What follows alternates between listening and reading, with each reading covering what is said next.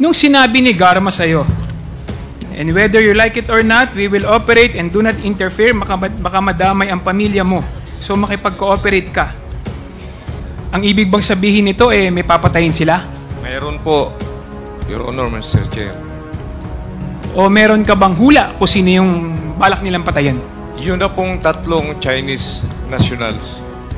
Kilala mo ba si Presidente Duterte? President of the country, Your Honor, Mr. Chair. Personal, kilala mo ba siya?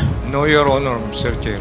Mas maganda po sana kung magsasabi po tayo ng totoo. Kasi ang pagkakasabi ko po, ang tanong ko po sa inyo, kung nagkita na kayo ni dating Presidente Rodrigo Roa Duterte, ang sagot mo, hindi.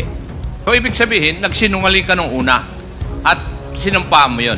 Yung pagsasagawa nung Ano? Pagsasagawa ng ano?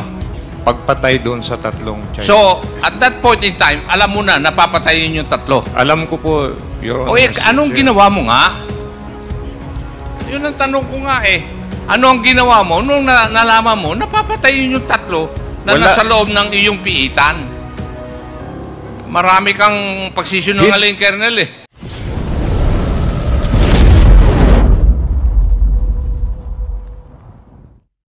Colonel Padilla, naiba ang iyong affidavit in some material aspect, no? Kaya syempre, magdadahan-dahan tayo, lalong-lalo na sa iyong mga affidavit dahil binago mo ang iyong affidavit. Syempre, gusto nating makasiguro, lalong-lalo na sa mga pangyayari. Sabi nga nila, recantations are generally looked upon with disfavor.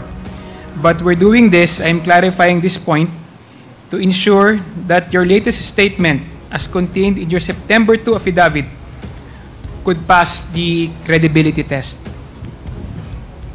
As the highest ranking official of your institution, you should know that a commander can delegate his authority but not his responsibility. So, responsable po kayo, Colonel Padilla, kung ano po yung nangyayari sa loob ng Bilibid. Ayon sa iyo, sometime in 2015-2016, may mga nilipat na suspected Chinese drug lord mula sa Bilibid papunta sa inyo sa Davao Prison. At ikaw ay nag-object dito dahil wala kayong facility para sa mga high-profile inmates katulad na lang ng mga Chinese drug lords.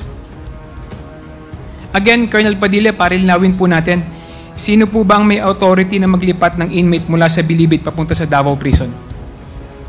The Director of Corrections po, Your Honor, Mr. Chair. Sino po? During that time, it was from order po of Director General of the Bureau of Correction, then General Ricardo Rinier Cruz. Pakilinawan po yung inyong pagsasalita, sir. Director General Rinier Cruz po ang nag-transfer sa Davao. Covered po ba ito, sir, ng memo or any directive? Yes, Your Honor, Mr. Chair. So may kasulatan po kayo ng transfer? Yes, Your Honor, Mr. Chair. Colonel Padilla, hindi ba parang ito ay highly irregular? Normal po ba itong nangyayari from Bilibid, malilipat sa ibang facility? That's why I oppose the transfer, Your Honor, Mr. Chair, with my letter during that time. Ano po ang tingin ninyo, anong dahilan kung bakit inilipat ito sa Davao? Hindi ko na po alam ang tamang dahilan. Dahil, in fact, we have pending cases pa nga appeared in their record. Hindi po ba kaya siya inilipat sa Davao dahil mas kontrolado nila yung facility kaysa sa Bilibid? Maaaring isa pong dahilan. O dahil mas kontrolado nila kayo? Hindi po, kasi wala nga po kaming kamalay-malay na dadatnan kami ng ganitong high risk and high profile PDL. Colonel Padilla, Di ba siyempre pag ililipat mo yung isang tao from Bilibid to Davao, hindi ba kaya mo siya ililipat dahil mas kontrolado mo yung mga taong namumuno dun sa Davao Prison? Hindi Kaya ibig naman- sabihin, mas kontrolado nila kayo, kaya mas pinili nila na dun ilipat yung mga nakakulong.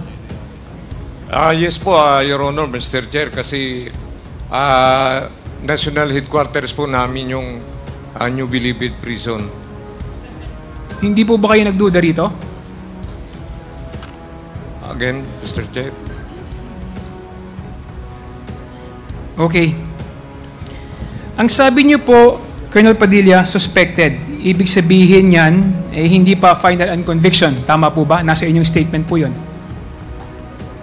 Yes, Your Honor, Mr. Chair. At nakakulong sila dahil non-bailable yung offense. Yes, Your Honor, Mr. Chair. You describe them as high-profile inmates. Bakit ganito ang classification siya sa kanila? Pagka yung high risk, yun po yung mga notorious, and then yung high profile, may mga known records of criminal activities talaga. Kilala mo ba sila bago sila inilipat sa ano? From Bilibid to Davao Prison, kilala mo ba sila? Hindi ko po kilala, Your Honor, Mr. Chair. Okay, Colonel Padilla. Klaruhin din natin, Colonel Padilla. Sabi ninyo, in 2016, 3 of the Chinese drug lords identified as Tiu Qintin, Wong Mengpin, and Li Yanyan were killed by their fellow inmate Mr. Magdadaro and Mr. Tan. Tama po ba? Yes, Your Honor. Si Wong Mengping ay parehong kilala ni Tata at Andy na si Peter Wong. Tama po ba? Yes, Your Honor, Mr. Chair. At ito namang si Lin Lan Yan ay parehong tao na kilala ni Tata at Andy na si Jackson Lee. Tama po ba? Yes, Your Honor, Mr. Chair. Sa madaling salita, wala tayong pagtatalo na itong mga pangalan na bidabit mo ay yan din yung pinatay ni Tata at ni Andy. Yes, Your Honor, Mr. Okay. Chair. Colonel Padilla, ayon sa affidavit mo, katulad nga na sinabi ni Honorable Pimentel kanina, prior to such killing, I've been subjected to an intense pressure by CIDG Officer Royina Garma. Tinawagan siya ni Royina Garma. Bago ang pag-uusap ninyo, kilala mo ba si Royina Garma? Kilala ko lang po siya bilang Deputy Chief ng CIDG, Davao City, Your Honor. Sino bang mas maituturing mo mas senior sa inyong dalawa? Hindi ko po masabi kung sinong mas senior sa amin. Hindi mo masabi kung sino mas senior sa inyo, pero ganun na lamang siya makapagsalita sa isang superintendent na katulad mo? Hindi ka ba nagtaka kung bakit ganyan kanya kausapin? Magkaiba po kasi ang level namin sa Bucor at saka doon sa PNP, Your Honor, Mr. Chair. Nung sinabi ni Garma sa'yo, yung mga salita na may mga tao kami dyan at gagawa at huwag mo questionin, and whether you like it or not, we will operate and do not interfere, baka madamay ang pamilya mo. So makipag-cooperate ka. So anong ibig sabihin ng mag-ooperate sila? Ang ibig bang sabihin nito may papatayin sila? Mayroon po, Your Honor, Mr. Chair. Nakatira ka ba sa Davao noong mga panahon na yon? Yes po, Your Honor, Mr. Chair. Even my family. So, noong bang sinabi niyo na sa iyong pagkakaintindi, meron ka bang inkling o meron ka bang hula kung sino yung balak nilang patayin noong panahon na yon sa pakikipag-usap mo kay Royina Garma? Yun na pong 3 Chinese nationals. Itong si CIDG Officer Garma, ito ba yung kaparehas na si Royina Garma na in-appoint ni Presidente Duterte para mag-head ng PCSO? Yes, Your Honor, Mr. Chair. Colonel Padilla, kilala mo ba si Presidente Duterte? As former mayor and president of the country, Your Honor. Mr. Chair. Personal, kilala mo ba siya? No, Your Honor, Mr. Chair. Nakita na ba kayo? Hindi po nangyari. Nagkita na po kami.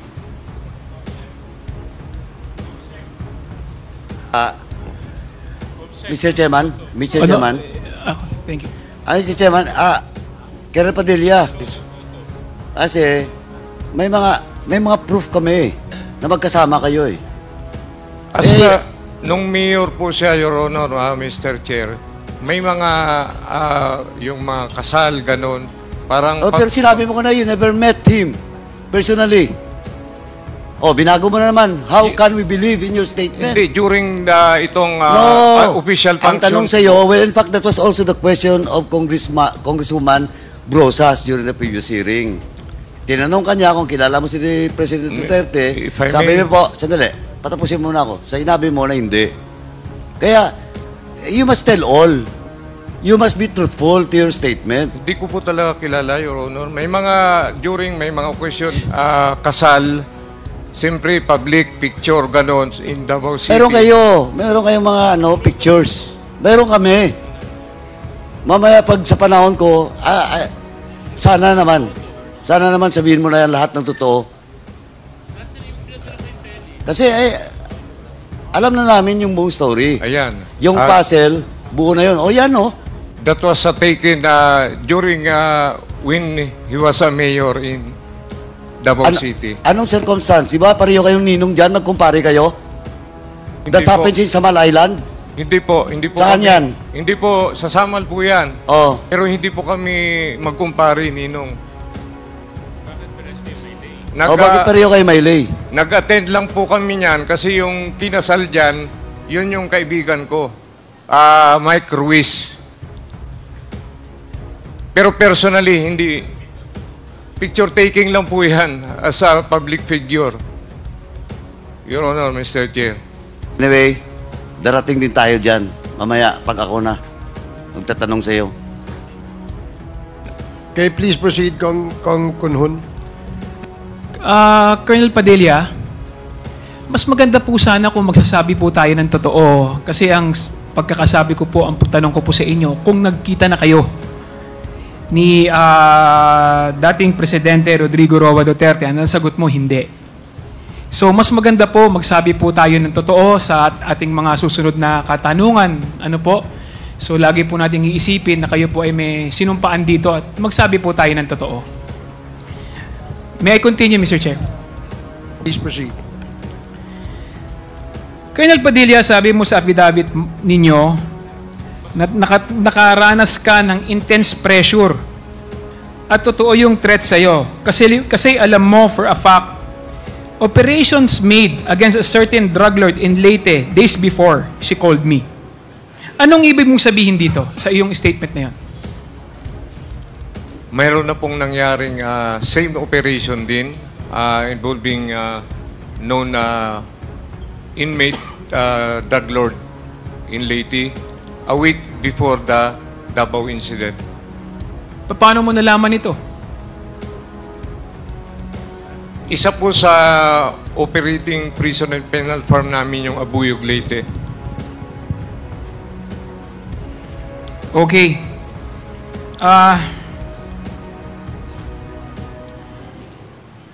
Colonel Padilla, sabi mo sa iyong statement, you became worried of your safety, of my safety, and I began to observe the personnel of Davao Penal Colony, who among them were the people referred to by CIDG Karma. So, ang ibig mong sabihin, hindi mo alam kung kailan o paano ang sinong mga kasama sa operation? Yes, Your Honor, Mr. Chair. Wala kang alam dito? Yun pong si IDG Garma. Ang alam kong meron pong utak niyang operation na yan. Pero kilala mo kung sino ang mga target? Yes, Your Honor, yung 3 Chinese nationals. At nung sinabi sa iyo ni Garma yung ganon, hindi ka ba humingi ng detalye sa kanya? nung pinag-usapan niyo kung sino yung mga target? Ano yung detalyeng ibinigay niya sa'yo? Basta yun lang po, yung 3 Chinese national na subject nila dahil mga member po yun ng Bamboo Triad and Sinaluha Drug Cartel operating in the country. Bakit ganun ang kapangyarihan niyang si Garma, ni Ruita Garma? Bakit ganun siya ka-impluwensya, yung kanyang kapangyarihan, bakit ganun? Dahil CIDG po siya ng Davao City. So, under po sa area ng operation nila yung Davao, buong Davao. Hindi ba dahil sa iyong palagay, kaya mo rin siya sinusunod at hinahayaan mong kausapin kang ganun dahil tingin mo ba nakarekta siya kay Pangulong Rodrigo Roa Duterte? Marahil ganun, Your Honor, kasi naging mayor si President Duterte. Kahit na during that time na siya ang deputy CIDG and naging station commander pa po ng isang presinto sa Davao City. Kindly wrap up, Congressman. Okay, thank you, Mr. Chair. Last question, Mr. Chair. Pagkatapos ng usapan na yon ninyo ni Garma, hindi na ba kayo nag-usap ulit? Wala na po. Wala na pong nangyaring kasunod pa na pag-uusap. Okay, thank you, Mr. Chair. I will, na lang sa next round, Mr. Chair. Ituloy ko yung aking katanungan. Thank you, Mr. Chair. Thank you, Congressman Kong Hun. The next to interpolate is Congressman Akop. Congressman Akop, you're recognized. Thank you, Mr. Chair.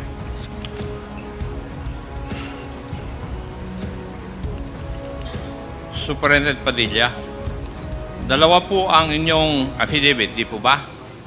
Isang Yes, Your Honor. 27 August at saka isang 2 September. Yes, Your Honor, Mr. Chair. Magkakontra. Yes, Your Honor, Mr. Chair. Binago ko po dahil So, ibig sabihin, nagsinungaling ka nung una at sinumpaan mo yun. because of my... Paano kami maniniwala ngayon sa iyo na totoo na yung pangalawa mong affidavit? Kung dun sa umpisa, una pa lang, nagsinungaling ka na. Because of my personal safety, Your Honor, Mr. Chair. Because of your personal safety, nagsinungaling ka. Opo. Kasi Ngayon, gumawa ka ng second affidavit. hindi ko naman po akalain na Hindi. didivulge. Hayaan mo muna, patapusin mo muna ako. Gumawa ka ng second affidavit mo disregarding your personal safety already. Tama po ba ang aking kaisipan? Hindi ko po akalain na in this hearing, ang pagkakalam ko po is through executive session. Take up. Kasi tama po yung sabi ni Honorable Konggun, yung recantation is not looked upon with favor by the courts. Kasi yung ngayon sinabi ko, nagsinungaling ka na doon sa sinumpa mo, tapos babaguhin mo. Yun po yun. Ngayon, umpisahan po natin. Nailipat yung 3 Chinese na PDLs sa iyong lugar. Kanino nanggaling yung utos? From higher headquarter po. Hindi ko naman. Sino po doon sa higher headquarters na nag-utos? Yung Director of Corrections. Sino po yung Director of Corrections na nag-utos na ilipat yung 3 sa Davao Penal Colony? Based on the record po, Your Honors, Director General then Rinier Cruz.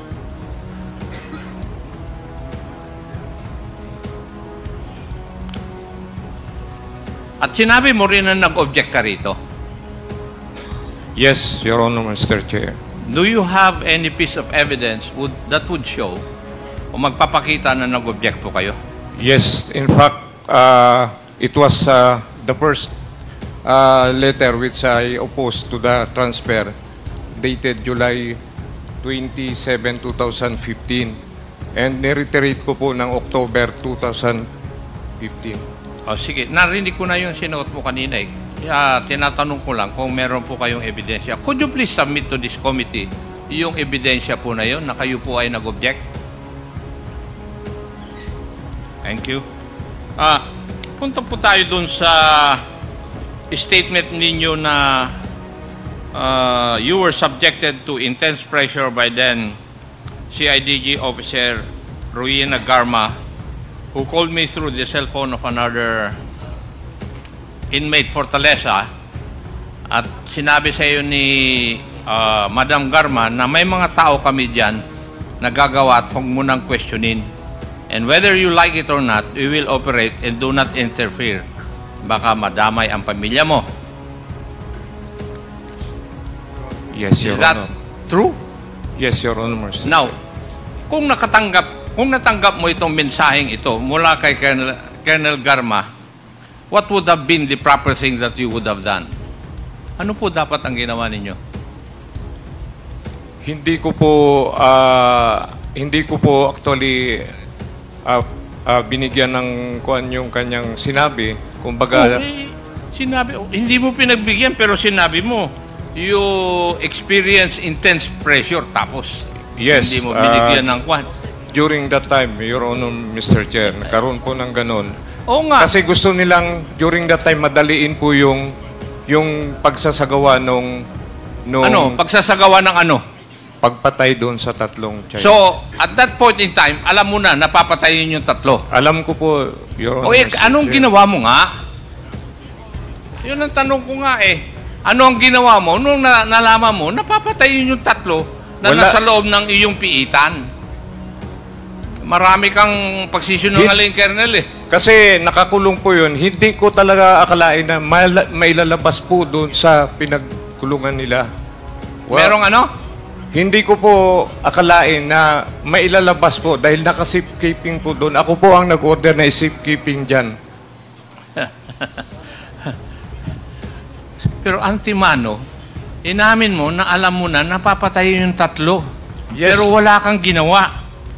Yes, Your Honor, Mr. Chair. Kaya nga Hindi po, mo man lang inireport doon sa mga nakakataas para tulungan ka na patigilin o tigilin yung ganun na mangyayari. Your Honor, Mr. Chair, kaya nga umihingi ako ng executive session kasi napakasilan po yung... Sige, let us see kung kuan. Pero ako ang unang magpapatigil ng executive session kung yung sasahibihin mo ay hindi importante dito sa mga issue na inimbestigahan dito sa committee na ito. It's very sensitive, Maliwanag Your ko Honor. siguro yon. Ano? Now, sinabi mo kanina na sa pagsagot po ninyo sa aking mga kasamaan na merong unang pagtatangka. Tama po ba? Yes, Your Honor, Mr. Chair. Paano mo nalaman na may unang pagtatangka? Doon po sa tawag ni Tawag ni? CIDG Garma. So, ibig mo sabihin, yung una Yun yun lang ang po. una. Yun po. Yun ang unang pagtatangka. Opo. So, ano po yung nalaman po ninyo, yung pangalawang pagtatangka na sinabi po ninyo? Wala naman pong, yun lang po, yung unang usapan lang po na yun. So, kasi narinig ko kanina, merong first try eh, na sinabi mo sa katanungan ng aking mga kasamahan. Opo. So, wala na yung pangalawa. Yun na at yun na. Yes, Your Honor. Okay. Thank you. Doon po sa pagtatanong na aking mga kasamaan at pagsasagot ng mga ibang testigo, hindi ka pa ba naniniwala na may plano talaga na patayin yung tatlo? Naniniwala nga po ako. So, naniniwala ka. Ang sinasabi mo lang, hindi ka kasama doon sa plano. Naunahan po ako doon sa plano. Ano ibig mong sabihin? Naunahan po ako kasi Naunahan kanino? nung pangyayari kasi in-expect nila na ako ang unang kikilos. Iba naman yung impormasyon ko. Si Congressman Paduano na magtatanong sa iyo. Hindi ikaw ang pipiit, isang tao na wala na rito sa mundo dahil din dyan sa okasyon na yan. Di ba? Yes, Your Hindi, Honor. That's ikaw why... kasama ka sa plano kasi walang mangyayari sa piitan na yon kung hindi mo alam o kung ayaw mo. Tama po ba? Ganun po, Your Honor, Mr. Chair. May nangyayari sa piitan na hindi mo nalalaman? Ganun po ang nangyari. O nangyari lang dito sa pangyayaring ito? Opo, opo. Okay. Yun po yung inyong depensa. Yung pong